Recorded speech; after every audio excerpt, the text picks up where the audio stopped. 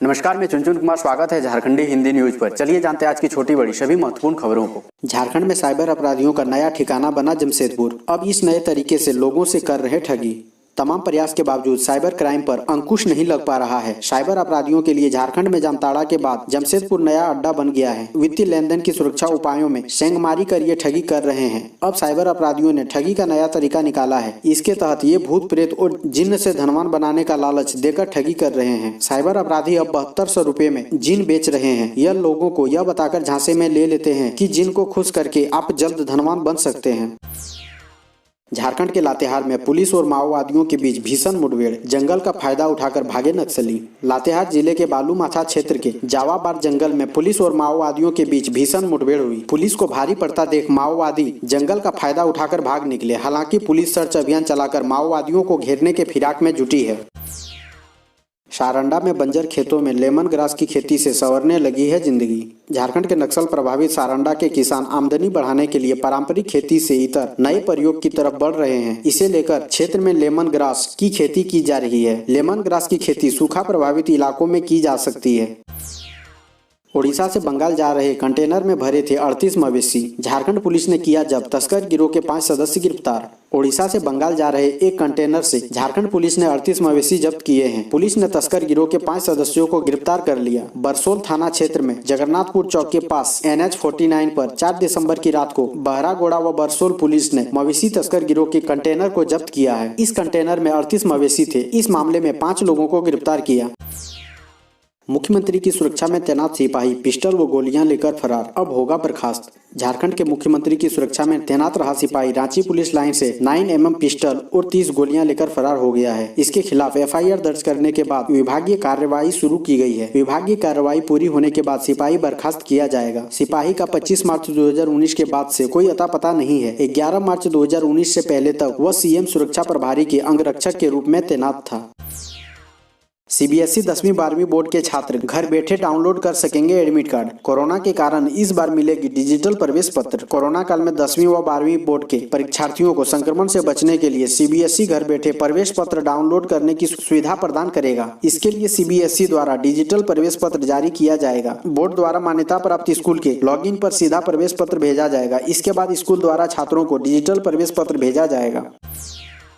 नक्सलियों के खिलाफ चलेगा अभियान। 36 इनामी रडार पर। प्रतिबंधित संगठन भाकपा माओवादी के खिलाफ झारखंड पुलिस कारगर कार्रवाई के मूड में है। पुलिस मुख्यालय की खुफिया शाखा ने राज्य के विभिन्न इलाकों में डेरा जमाए हार्डकोर 36 इनामी नक्सली की कुंडली तैयार की है। यह वो नक्सली है जो अपने दोस्तों को लीड करते हैं। रिपोर्ट में सभी दस्ते में कितने सदस्य हैं इसकी भी जानकारी दी गई है। रांची नगर निगम की अपील, इधर उधर ना फेंकें, हमें दें ई कचरा। ई कचरे की दुष्परिणाम को देखते हुए रांची नगर निगम ने इसके निस्तारण की योजना बनाई है। निगम ने आम लोग से अपील की है कि अपने घर में बेकार पड़े ई कचरे को इधर उधर ना फेंकें, हमें दें। इसके लिए नगर निगम ने शहर में 5 सेंटर बनाए हैं। इन सेंटरों में आकर लोग अपने घरों में बेकार पड़े ई कचरे को जमा कर सकते हैं। वैक्सीन लॉन्च होने में लगेगा लंबा समय, तब तक 3 साल तक मास्क पहनना जरूरी। वैक्सीन लॉन्च होने, उसके अच्छे बुरे साइड इफेक्ट सामने आने में अभी भी एक लंबा समय लगेगा। ऐसे में कम से कम 3 साल तक लोगों को मास्क पहनना और शारीरिक दूरी बनाए रखना जरूरी है। वैक्सीन आने के बाद भी सबको एहतियात बरतनी होगी। ऑक्सफोर्ड व एस्ट्राजेनेका कंपनी के साथ मिलकर सीरम इंस्टीट्यूट कोविशील्ड नामक वैक्सीन तैयार कर रही है। इसके अलावा बायोटेक द्वारा भी स्वदेशी वैक्सीन बनाई जा रही है। भारतीय विज्ञान और अनुसंधान परिषद के महानिदेशक डॉक्टर शेखर मांडे ने इसकी जानकारी दी है। रांची विश्वविद्यालय में जापानी भाषा की पढ़ाई दिसंबर से होगी शुरू। पहले बैच में 30 छात्रों ने लिया दाखिला। रांची विश्वविद्यालय में 8 दिसंबर से जापानी भाषा में सर्टिफिकेट कोर्स का पहला बैच शुरू हो जाएगा। पाठ्यक्रम में 30 छात्रों ने दाखिला लिया है। कक्षाएं शुरू करने को लेकर तैयारियां पूरी हो चुकी है। सप्ताह में 5 दिन कक्षाएं ली जाएगी। कक्षा सोमवार से शुक्रवार तक होगी। इस तरह पूरे कोर्स की पढ़ाई के दौरान 80 कक्षाएं होगी। एक कक्षा 2 घंटे की होगी। कोर्स के संचालन के लिए रांची विश्वविद्यालय तमाई one Oppo India private limited के बीच करार हुआ है। एक क्लिक से हैक हो रहा आपका मोबाइल कंप्यूटर। साइबर अपराधियों के फ्रॉड से ऐसे बचें। यदि आप अपने मेल या व्हाट्सएप टेक्स्ट पर आए अनजान मैसेज के लिंक पर क्लिक करते हैं तो आपका मोबाइल या कंप्यूटर हैक हो सकता है। इसके बाद मोबाइल व कंप्यूटर से डेटा चोरी के अलावा बैंक अकाउंट और मनी वॉलेट खाली हो सकता है। इन दिनों साइबर अपराधी टेक्स्ट मैसेज के जरिए रिमोट एडमिनिस्ट्रेशन टूल यानी RAT के क्रिम्सन मालवेयर भेज रहे हैं। इसी टूल के जरिए लोगों के कंप्यूटर और मोबाइल को हैक किया जा रहा है। इस लिंक के जरिए कंप्यूटर व मोबाइल को बैकग्राउंड में रहकर साइबर अपराधी रिमोटली एक्सेस कर रहे हैं।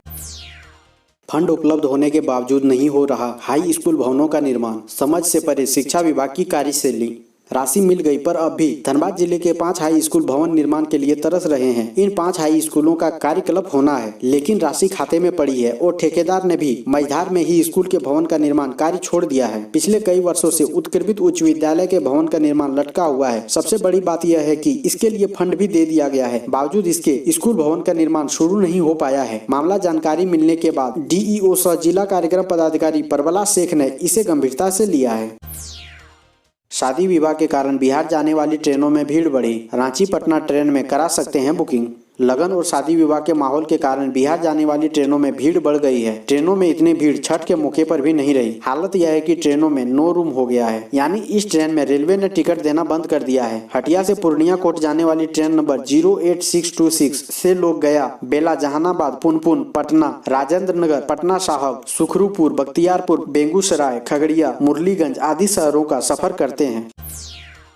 कोरोना काल में भी खुला है झारखंड के नक्सल प्रभावित इस क्षेत्र का स्कूल। झारखंड के पश्चिमी सिंहभूम जिला का घोर नक्सल प्रभावित और पिछड़ा इलाका है सारांडा। यहाँ ठीक से संचार सुविधा भी उपलब्ध नहीं है। बावजूद इसके यहाँ बच्चों की पढ़ाई नहीं रुकी। यहाँ के बच्चे ऑनलाइन क्लास नहीं कर रहे, ऑफलाइन पढ़ाई करते हैं। जी हाँ, हर दिन स्कूल आते हैं। कोरोना काल में सोशल डिस्टेंसिंग का पालन करते हुए पढ़ाई होती है। सारांडा के दोदारी गाँव स्थित उत्कृष्ट उच्च विद्यालय के बच्चे संचार सुविधा के अभाव में ऑनलाइन पाठशाला का लाभ नहीं ले पा रहे हैं। बच्चों को सामाजिक दूरी के तहत विद्यालय प्रांगण में ही पढ़ाया जा रहा है।